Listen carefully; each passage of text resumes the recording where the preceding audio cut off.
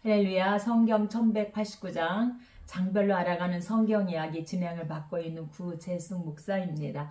반갑습니다. 지난 시간에 이어서 룻기 함께 해보도록 하겠습니다. 룻기는 사사시대에 있었던 한 가정의 이야기로 하나님은 사사시대에도 룻이라는 이방 여인을 통하여서 구원의 꽃을 피우시고 계십니다. 사사시대는 가나안 거민과의 타협, 그리고 우상을 섬기는 배교, 이방인의 7번의 압제와 혼란, 무질서와 무정부 시대로 점철된 그런 영적으로 도덕적으로 암흑의 시대였습니다. 그러나 룻기는 이러한 혼란의 시기에도 하나님께 충성을 지키는 신실한 사람들이 있었다는 것을 보여주고 있습니다. 하나님의 구원 역사는 암흑 시기에도 이러한 충성된 사람들을 통해서 이어져 왔음을 말씀해주고, 어두울수록 별이 더욱 찬란히 빛나는 것처럼 타락한 사사시대에 하나님의 충성을 지킨 이들의 이야기는 우리들 가슴에 밝은 빛과 구원의 빛을 던져주고 있습니다.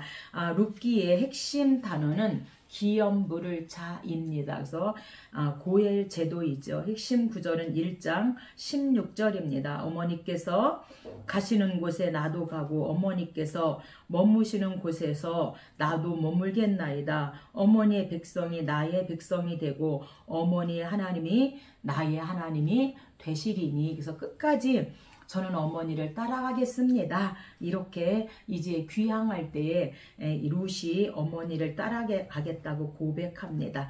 핵심장은 4장입니다. 핵심장은 단편 소설 형식으로 진행된 전 4장의 대단원 부분으로, 이 부분에 이르러 나오미와 룻의 그 과부와 가난한 상태의 룻의 신앙 결단과 헌신의 대가로 하나님이 주신 구원자 보아스의 활약을 통하여서 결혼과 풍요의 상태로 바꾸어집니다. 무엇보다도 이방 여인 룻이 구속사의 대열에 참여하게 되어짐을 4장에서 말씀합니다. 결혼을 통하여. 룻기 2회입니다. 룻기는 사사시대라는 어두운 배경을 무대로 한 짧지만 주옥같은 사랑과 헌신과 구속사의 이야기입니다. 이것은 이스라엘 민족과 이스라엘의 하나님과 함께 하기 위해 자신의 이방 전통을 버린 모압 여인의 이야기입니다. 민족적인 불신실함의 시대에 있었던 이 룻은 충성됨 때문에 하나님께서는 그녀에게 새 남편 보아스죠.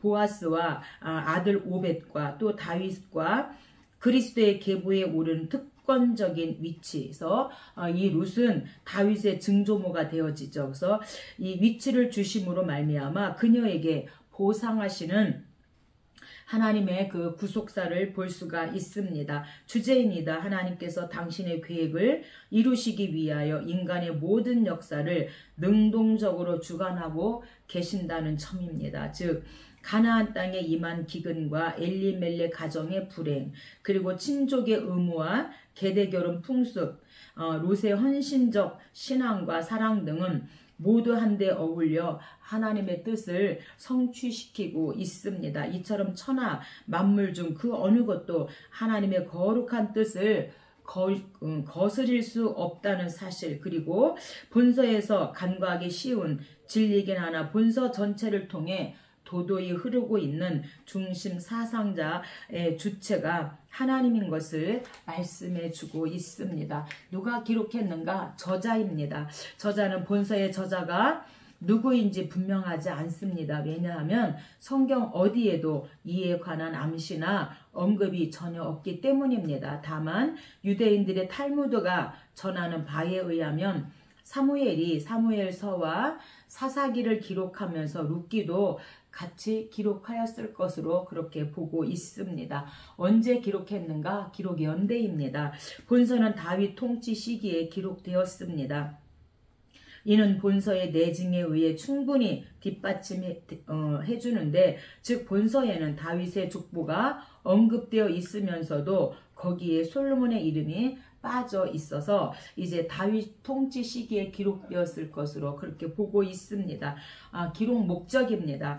본서는 이방 여인인 룻의 몸에서 다윗 왕조가 태동되는 것으로 끝이 납니다. 이는 그 본서의 기록 목적이 어디에 있는지를 충분히 짐작해 해주는데, 첫째, 실로 예수 그리스도에게까지 이어지는 다윗 왕가의 기원은 모압 여인은 룻에게서 비롯되고 있습니다. 이는 곧 이방인도 구원받아 하나님의 백성이 될 수 있다는 사실을 예시해주는 중요한 사건입니다. 둘째는 더욱이 이는 여호와가 유대인만의 하나님이 아닌 온 세상의 모든 민족의 하나님이라는 진리를 또한 깨우쳐 주고 있습니다. 룻기에서 우리가 어떻게 그리스도를 볼 수 있는가? 이 룻기에는 이스라엘의 고엘 제도, 즉 기업 물을 자에 대한 개념이 나옵니다. 고엘은 히브리어로 기업 물을 자라는 뜻을 가지고 있습니다.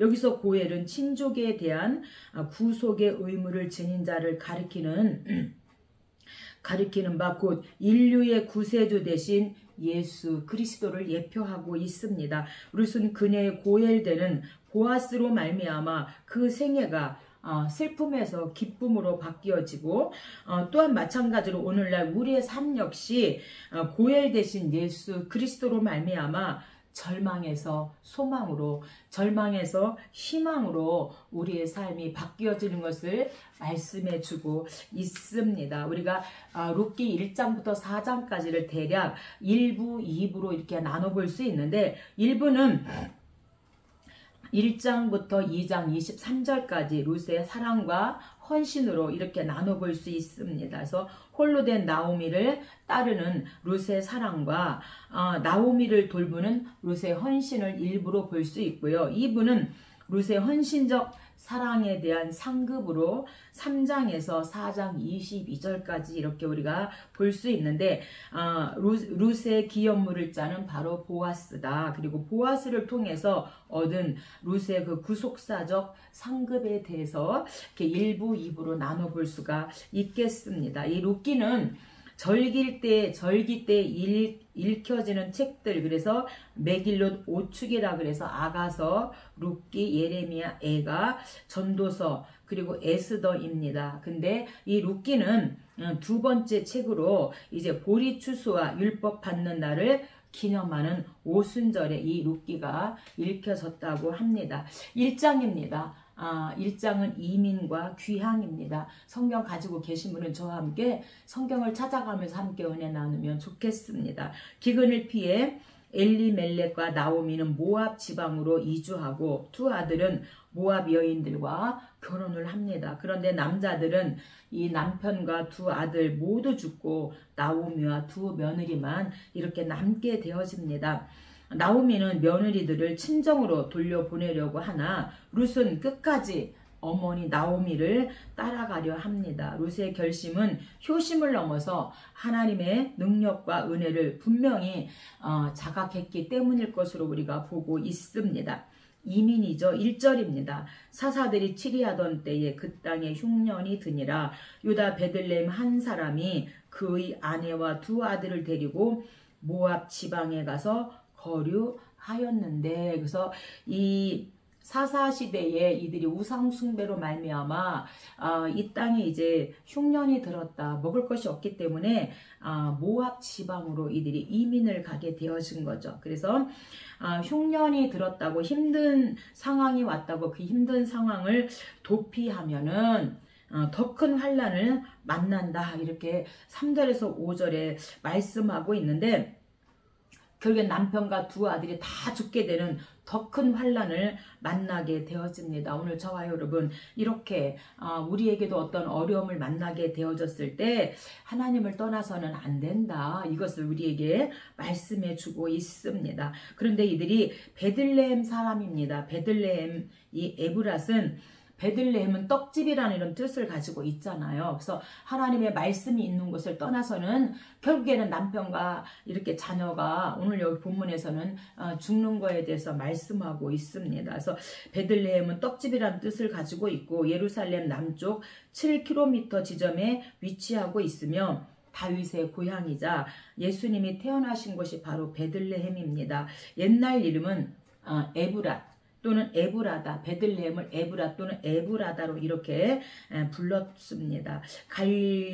갈릴리에 있는 스불론 지파의 베들레헴과는 구별해야 됩니다. 그래서 갈릴리 쪽은 북쪽이잖아요. 근데 여기는 유다 남쪽이죠. 유다 베들레헴에 있는 이 베들레헴을 말씀하고 있습니다. 2절입니다. 그 사람의 이름은 엘리멜렉이요 아내의 이름은 나오미라. 두 아들은 말론과 기럯이니 유다 베들레헴 에브랏 사람이더라. 나오미의 남편 엘리멜렉이 죽고 이들이 지금 베들레헴 떡집을 떠나서 이 기근을 피하기 위해서 모압 땅으로 이민을 왔는데 이민 와서 남편이 죽습니다. 4절입니다. 그들은 모압 여자 중에서 그들의 아내를 맞이하였는데 하나의 이름은 오르바요 하나의 이름은 루시더라. 그들이 거기서 거주한 지 10년쯤에 말론과 기럯 두 사람이 다 죽고 남편이 죽고 그 다음에 아들 둘이 이제 모압 여자를 맞이하여 결혼을 해서 살았는데 10년쯤 되었을 때 그 두 아들도 다 죽게 되었다. 지금 이렇게 슬픈 상황을 말씀해 주고 있습니다. 근데 이 모압 족속, 이 모압 땅의 모압 족속은 어떤 사람인가? 아브라함의 조카 그 롯의 큰딸이 낳은 아들 이름이 바로 모압입니다. 창세기 19장 소돔과 고모라 멸망때에 이제 롯의 아내가 뒤를 돌아봄으로 말미암아 소돔 기둥이 되었고 또 이 딸들의 남자들은 농담으로 여기서 그들이 피하지 않으므로 아버지와 두 딸만 살게 되어지죠. 그래서 아버지에게 우리가 인종이 하나도 없는데 오늘은 아버지에게 술을 먹이고 오늘은 네가 들어가고 내일은 내가 들어가서 인종을 전파하자. 이렇게 해서 이제 근친상간이죠. 그래서 이제 이들이 자식을 낳게 되어졌는데 이 그래서 암몬 모압 이렇게 이제 그 언니와 동생 사이에서 낳은 자식이 모압과 암몬입니다. 그 중에 오늘 모압인 것이죠. 그래서 동생은 암몬 족속이고 언니는 이제 모압 족속이 된 것이고요. 그들의 후손을 가리켜서 모압 족속, 그래서 그들이 거주한 지역 역시 모압 지방이라고 부르게 되어집니다. 이들은 이 모압 족속들은 이스라엘 백성들이 출애굽할 때에 이스라엘 백성들을 박대하고 대적하며 또한 영원히 그래서 이들은 이스라엘 공동체 속에 들어갈 수 없다. 이렇게 민수기 23장 총회에 못 들어올 자에서 말씀해 주고 있습니다. 그런데 지금 이들은 사생자고 근친상간이고 뭐 이렇게 해서 정상적인 가정생활을 꾸밀 수 없는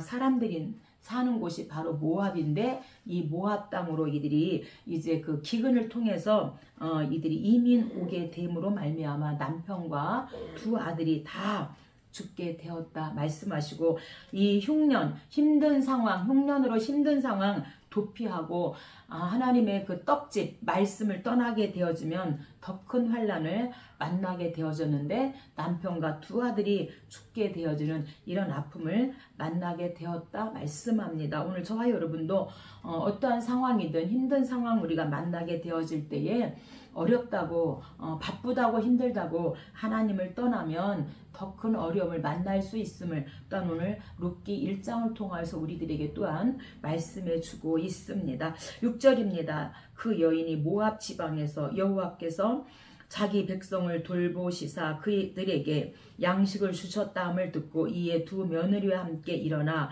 모압 지방에서 돌아오려 하여 나오미가 두 며느리에게 이르되 너희는 각기 너희 어머니의 집으로 돌아가라. 너희가 죽은 자들과 나를 선대한 것 같이 여호와께서 너희를 선대하시기를 원하며 너희 이제 돌아가라고 말할 때 11절 나오미가 이르되 내 딸들아 돌아가라. 너희가 어찌 나와 함께 가려느냐? 내 태중에 너희의 남편이 될 아들들이 아직 있느냐? 없다는 거죠. 내 딸들아 되돌아가라. 나는 늙었으니 가령 오늘 밤에 남편을 두어 아들을 낳는다 하더라도 너희가 어찌 그들이 자라기를 기다리겠으며 어찌 남편 없이 지내겠다고 결심하겠느냐? 여호와의 손이 나를 치셨으므로 나는 너희로 말미암아 더욱 마음이 아프도다 하매. 그래서 우리가 이제 너희 돌아가라 이렇게 이제 며느리들을 돌려보내게 되어집니다.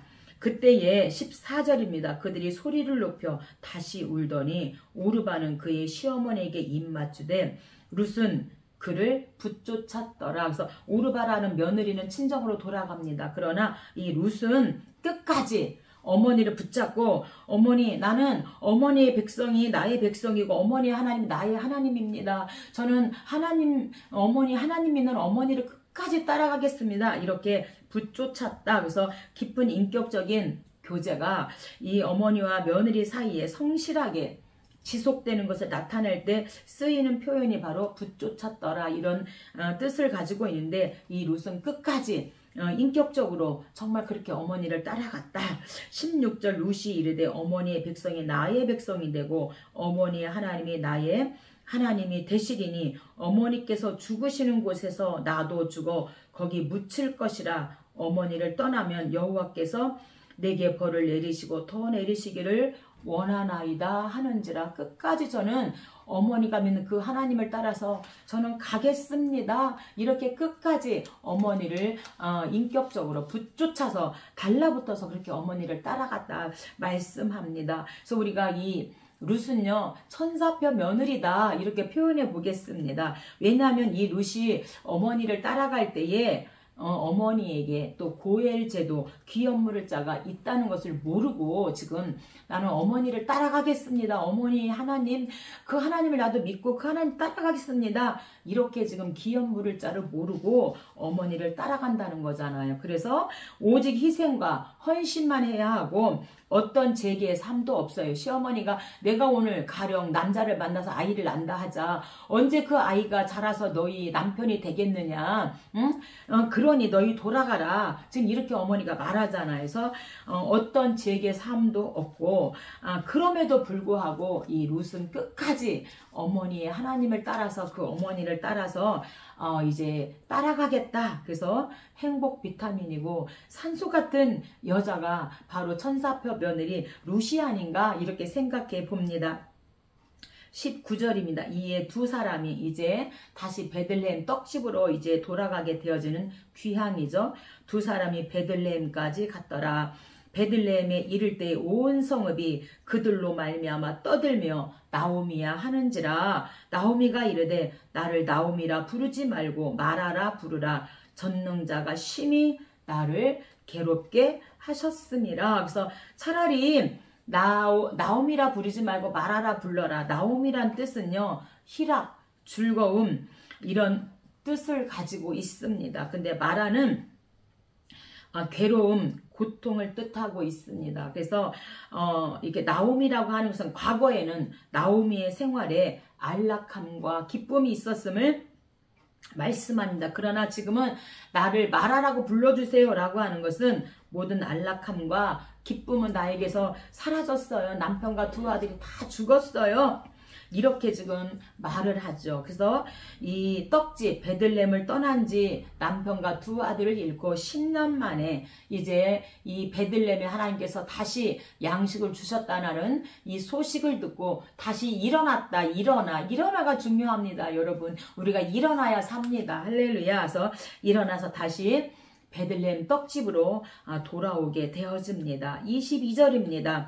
그들이 보리 추수할 때에 베들레헴에 이르렀더라. 그래서 그들이 돌아온 그 기간이 바로 보리 추수할 때였다. 그래서 우리가 1월 22일이 초실절 이때 이제부터 보리 추수를 하게 되어지고 이때부터 7주 77이 49 그래서 맥추절 또는 77절이라고 부르는데 이때 추수할 때 이들이 돌아오게 되었다. 그래서 이들이 이제 흉년 때문에 이민을 갔다가 10년 만에 남편과 두 아들을 잃고 다시 귀향을 하게 되어집니다.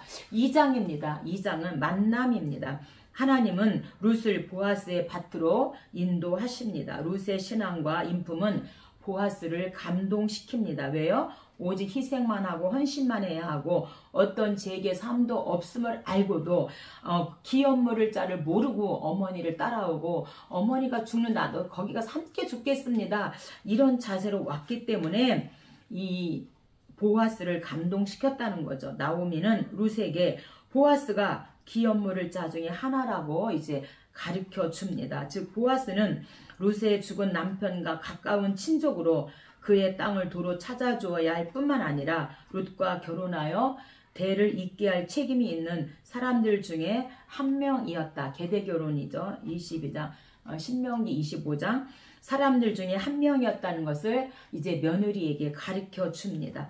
1절입니다. 나오미의 남편 엘리멜렉의 친족으로 유력한 자가 있으니 그의 이름은 보아스더라. 그래서 이 유력한 자라는 뜻은 기드온과 입다 등의 사람에게 사용했던 큰 용사와 같은 의미로 단지 부귀를 누리는 자와 관련된 것이 아닌 바로 율법에 있어서 시리아 역에서는 율법에 있어서 유력한 자라고 이렇게 말씀하고 있습니다. 2절입니다. 모압 여인 룻이 나오미에게 이르되 내가 밭으로 가서 누구에게 은혜를 입으면 그를 따라서 이삭을 줍겠나이다 하니 나오미가 그에게 이르되 내 따라 갈지어다. 그래서 이제 이 룻 입장은 모압에서 베들레헴으로 다시 이제 왔기 때문에 문화와 언어와 이런 모든 것이 다를 텐데도 시어머니를 복양하기 위해서 제가 가서 이삭을 주워 오겠습니다. 이렇게 지금 어머니에게 보고를 하고 있는 것입니다. 이 룻은 감사함으로 기쁨으로 이 어머니를 복양해야 할 것을 감당했다는 거죠. 스스로 이삭 주스러 가는 이삭 인생을 자청했는데 이 모습을 누가 보고 계시다고요? 하나님이 보고 계신다는 겁니다. 우리도 이삭 인생을 자청하고 겸손히 그렇게 하나님 앞에 낮추실 때 우리가 그렇게 그 자리에 있게 되어질 때 반드시 하나님이 그 모습을 보고 기억하고 하나님께서 우리를 또한 때가 되면 높여주실 것을 말씀하고 있습니다. 3절입니다. 우연히 엘리멜렉의 친족 보아스에 속한 밭에 이르렀더라. 그래서 룻의 입장에서는 우연인데요. 하나님의 편에서는 하나님께서 엘리멜렉의 친족인 보아스의 밭으로 누가 인도하셨다? 하나님이 그의 발걸음을 인도하셨다. 이렇게 말씀하고 있는 것입니다. 8절입니다. 보아스가 룻에게 내 따라 들으라. 이삭을 주우러 다른 밭으로 가지 말며 여기서 떠나지 말고 나의 소녀들과 함께 있으라. 이미 이 보아스의 마음이 감동되었기 때문에 이 며느리 룻에게 다른 밭으로 가지 말고 내 밭에서 뭘 주서라? 이삭을 주서라. 이렇게 말씀하고 있습니다. 20절입니다. 나오미가 자기 며느리에게 이르되 그가 여호와께로부터 복받기를 원하노라. 그가 살아있는 자와 죽은 자에게 은혜 베풀기를 그치지 아니하도다 하고 그 사람은 우리와 가까우니 우리 기업을 물을 자 중에 하나이니라. 아멘. 이제 이 며느리 룻이 어머니 제가 오늘 이렇게 우연히 엘리멜렉의 그 친족인 그건 모르겠 보아스의 밭에 갔는데 다른 밭으로 가지 말고 여기에서 주스라고 하더이다 이렇게 이제 보고를 했겠죠. 그러니까 이 어머니가 며느리에게 그 보아스가 여호와께로부터 복받기를 원하노라 그러면서 살아있는 자와 죽은 자에게 은혜 베풀기를 그치지 않고 또한 그 사람은 우리의 가까운 친족이니 우리 기업 물을 자 중에 하나다 이렇게 이제 가르쳐 줍니다. 이 기업 물을 자는 고엘 제도입니다. 그래서 친족 과부와 결혼하여 기업을 잇게 해줄 권리를 가진 자다.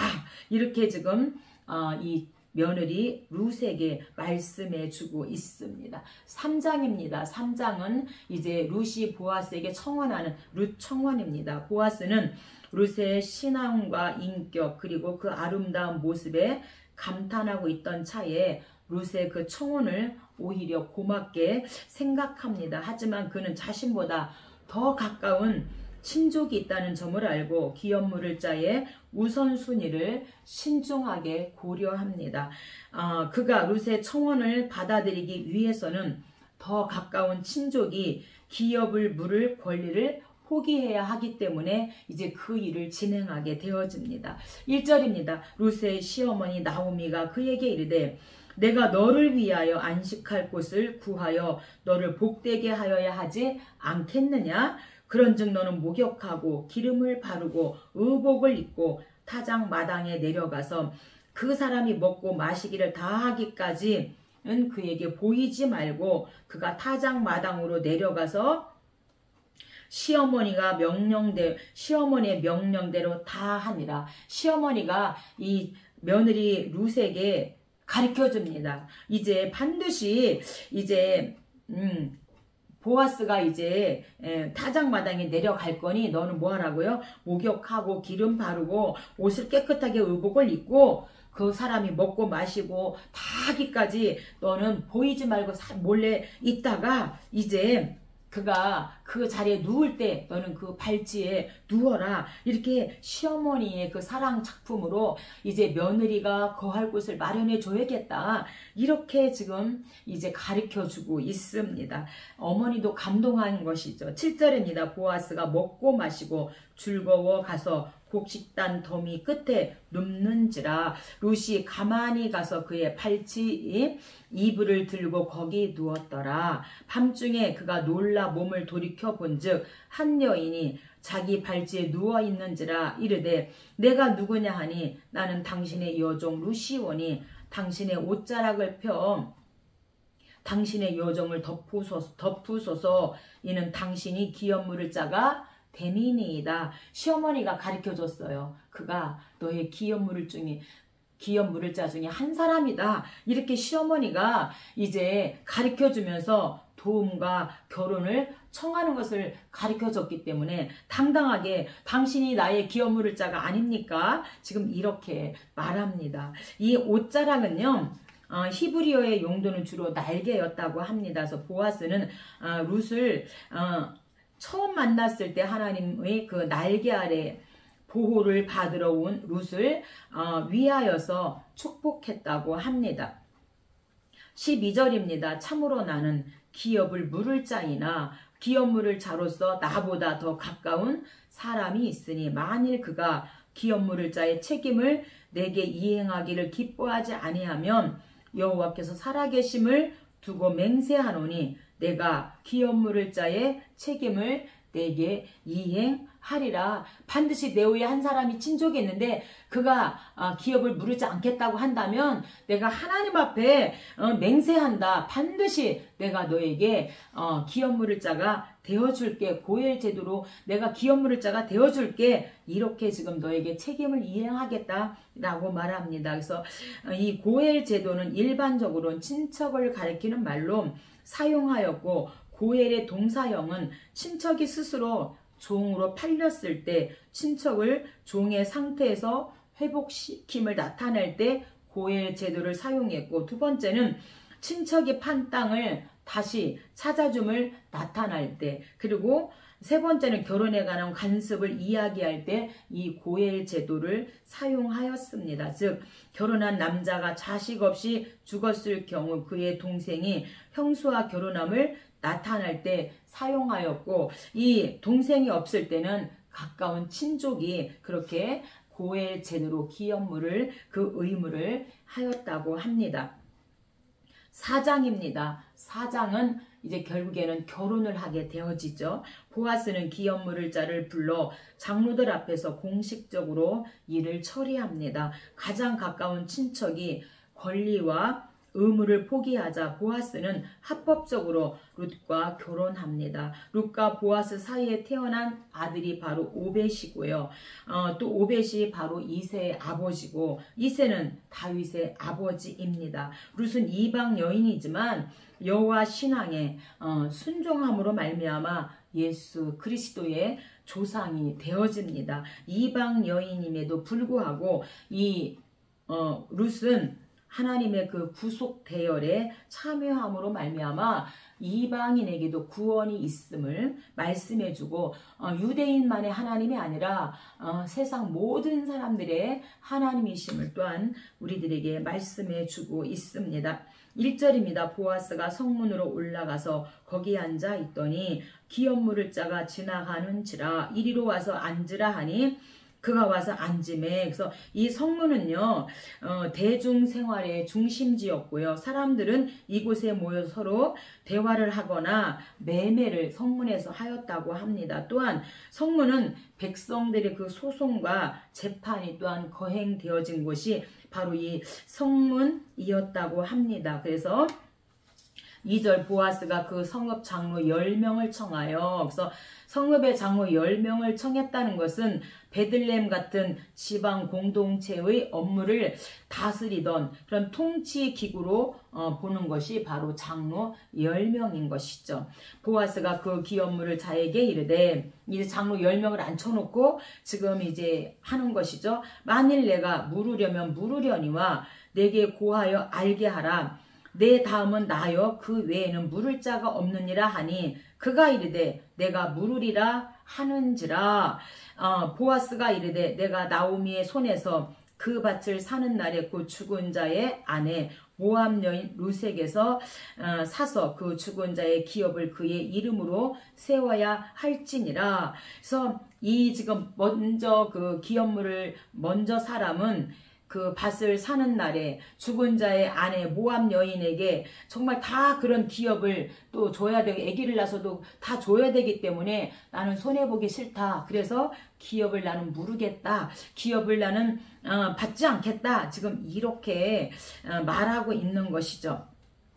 6절 그 기업 물을 자가 이르되 나는 내 기업에 손해가 있을까 하여 옛적 이스라엘 중에는 모든 것을 무르거나 이를 확정하기 위하여 사람이 그의 신을 벗어 그 이웃에게 주더니 이것이 이스라엘 중에 증명하는 전례가 된지라. 이에 그 기업 물을 자가 보아스에게 이르되 내가 너를 위하여 사라 하고 그의 신을 벗는지라. 그래서 신을 벗습니다. 신을 벗는다는 것은 나는 내 자신의 모든 권리를 포기했음을 공식적으로 10명의 장로 앞에서 이제 선포하는 행위가 바로 신을 벗는 것입니다. 그래서 이 첫 번째 친족은요, 손해보지 않으려고 이제 그 권리를 포기하게 되어집니다.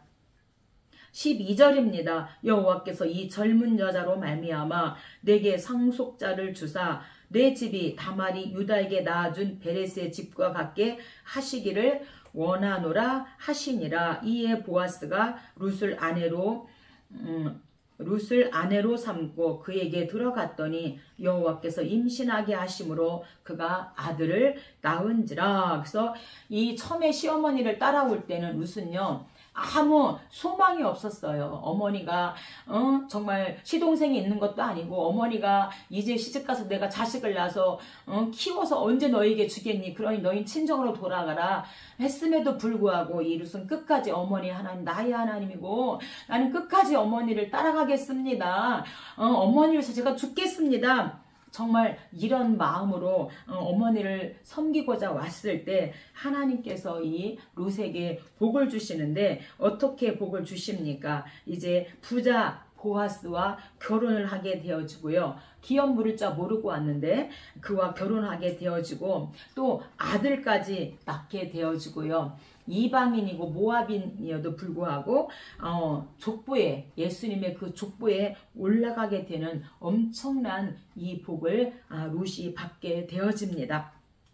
오늘 저와 여러분도 정말 어머니 하나님이 나의 하나님 저는 끝까지 따라가겠습니다 라는 믿음으로 하나님을 따라간다면 이 룻처럼 우리도 이렇게 복을 받게 될 줄로 믿습니다. 16절입니다. 나오미가 아기를 받아 품에 품고 그의 양육자가 되니 아멘. 그래서 이제 나오미가 이 아이를 이제 품고 양육을 하게 되어집니다. 21절 살모는 보아스를 보아스는 오벳을 오벳은 이새를 이새는 다윗을 낳았더라. 그래서 다윗 가문과 예수 그리스도의 계보가 천한 이방 여인 룻을 통하여서 지금 이어졌다고 하는 사실이 주는 교훈은 무엇인가? 하나님의 구원 역사가 유대인에게만 있는 것이 아니라 인류 전체에 미침을 우리에게 보여주고요. 하나님의 구원은 혈통, 인종, 신분에서가 아니라 하나님의 전적인